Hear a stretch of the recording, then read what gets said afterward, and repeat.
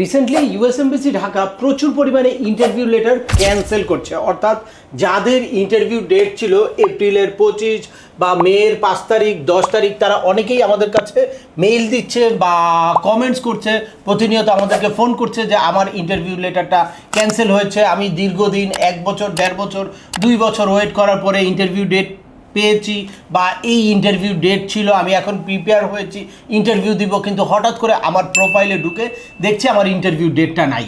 তো এই হতাশাটা আসলে আপডেটটা না জানার কারণেই। কাদের এই ইন্টারভিউ লেটারটা ক্যান্সেল হচ্ছে বা ক্যান্সেল হলে আপনারা কিভাবে নতুন করে ইন্টারভিউ ডেট নিতে পারবেন বা নতুন আপডেটের সাথে কিভাবে আপনারা অ্যাডজাস্ট করবেন, সেটাই আলোচনা করব আজকের এই ভিডিওতে। চলুন শুরু করা যাক। তার আগে বলে নিচ্ছি, যারা আমাদের চ্যানেলে নতুন বা আমাদের চ্যানেলটি এখনও সাবস্ক্রাইব করেননি, please hit the subscribe button. আর যারা অলরেডি সাবস্ক্রাইব করেছেন তাদেরকে অসংখ্য ধন্যবাদ।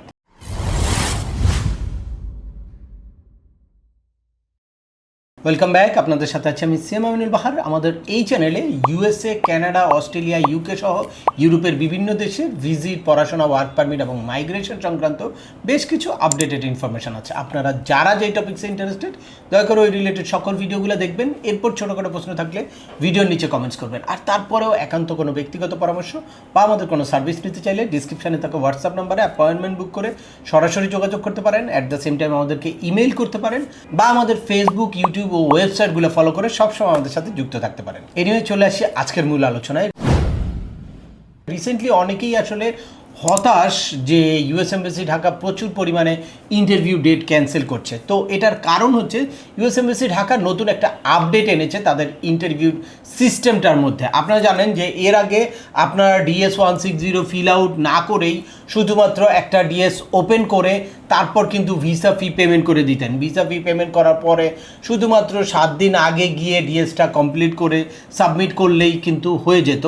বাট এখন নতুন যেই সিস্টেম, সেই নতুন সিস্টেম অনুযায়ী যতক্ষণ পর্যন্ত আপনি DS 160 কমপ্লিট করতে পারবেন না বা কমপ্লিট করবেন না, ততক্ষণ পর্যন্ত আপনি ভিসা ফি পেমেন্টের রিসিটই বের করতে পারবেন না। আর রিসিট বের করতে না পারলে আপনি ভিসা ফি পেমেন্ট করতে পারছেন না।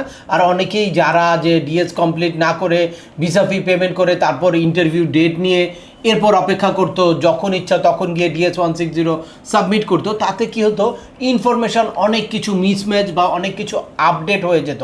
তো সেইটা দেখা যায় যে আপডেটটা একদম ফাইনাল স্টেজে গিয়ে করতো। দ্যাটস ওয়াই ইউএস এমবাসি ঢাকার এই আপডেটটার সাথে অ্যাডজাস্ট করাটা খুব ডিফিকাল্ট হয়ে যায়। এ কারণে ইউএস এমবাসি ঢাকা এখন চাচ্ছে যে প্রথমেই আপনি আপনার সব ইনফরমেশান দিয়ে দেন। তো অনেকেই দেখা যায় যে আবেদন করে তারপর বিভিন্ন ট্রাভেল হিস্ট্রি ডেভেলপ করে বা অন্যান্য বিভিন্ন সাইট ডেভেলপ করে দেন DS 160 ফিল আউট করেছে। তো ওরা এখন চাচ্ছে যে পুরানো যারা দীর্ঘদিন ধরে আবেদন করে আছে তাদের টোটাল সিস্টেমটাকে আপডেট করে ফেলতে। তো এই আপডেট ইনফরমেশান আপনার কাছ থেকে কিভাবে নিবে? যদি আপনার পুরানো DS 160 তাদের কাছে থেকে যায় বা ওইটার কনফার্মেশন দিয়েই যদি আপনি ইন্টারভিউতে দাঁড়ান, তাহলে কিন্তু আপডেট ইনফরমেশানটা পাচ্ছে না। দ্যাটস ওয়াই তারা চাচ্ছে যে এখন আপনারা আপডেট করেন, যাদের অনেক সময় হয়ে গেছে DS 160 ফিল আউট করেছেন। তো এই আপডেট করার ক্ষেত্রে যদি আপনার এই ইন্টারভিউ ডেটটা ক্যান্সেল করে দেয়, তাহলে আপনি নতুন করে আবার ইন্টারভিউ ডেট নেবেন।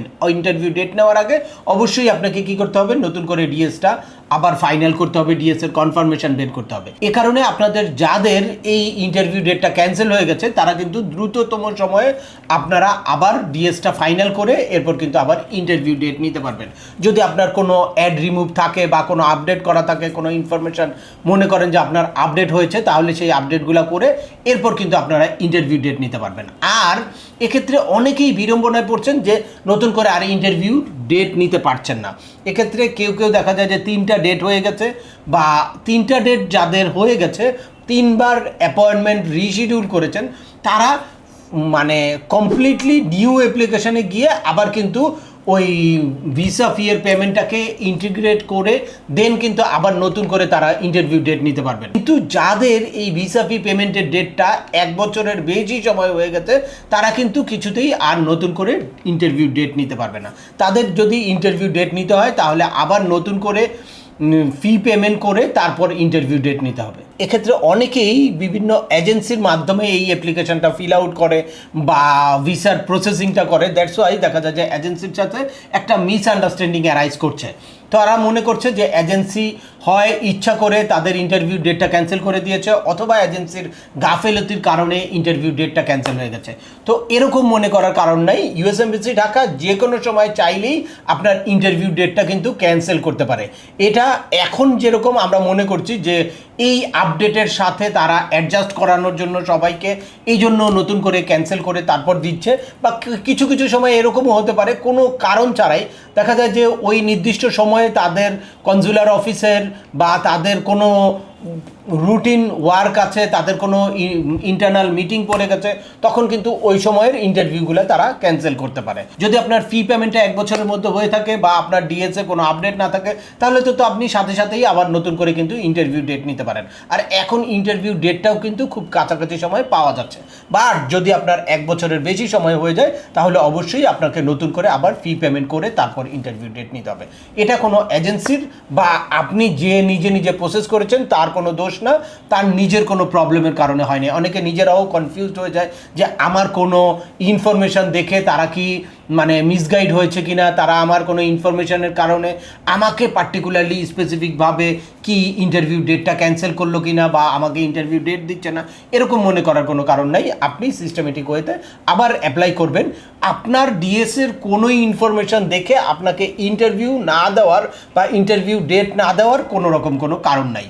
আর ডেট দেখে বা ইনফরমেশান দেখেই যে আপনাকে ইন্টারভিউ ডেট দিবে এরকমও কোনো কারণ নেই। এটা সিস্টেমেটিক ওয়েতে করা, এবং এই সিস্টেম অনুযায়ী যারাই এই DS-160 প্রপারলি ফিল আউট করবে তাদেরকে ইন্টারভিউ ডেট দিবে। সুতরাং আপনাদের ওই ধরনের কোনো কিছু চিন্তা করার কোনো সুযোগ নাই বা চিন্তা করার কোনো দরকার নেই। আপনারা অবশ্যই রেগুলার বেসিসে আপনাদের ইন্টারভিউ ডেটটা নেবেন, বা যদি আপনার ফিটা ক্যান্সেল হয়ে যায় তাহলে আবার নতুন করে ফি পেমেন্ট করে তারপরে ইন্টারভিউ ডেট নেবেন। তো আজকের ভিডিওটা দীর্ঘই তো করছি না, আশা করি এই ভিডিও থেকে আপনারা ইউএস এমবাসি ঢাকা কেন এখন প্রচুর পরিমাণে ইন্টারভিউ ডেট ক্যান্সেল করছে, বা আপনার ইন্টারভিউ ডেট ক্যান্সেল হলে কিভাবে আপনারা নতুন করে ইন্টারভিউ ডেট নিতে পারবেন সে ব্যাপারে একদম ক্লিয়ার একটা ধারণা পেয়েছেন।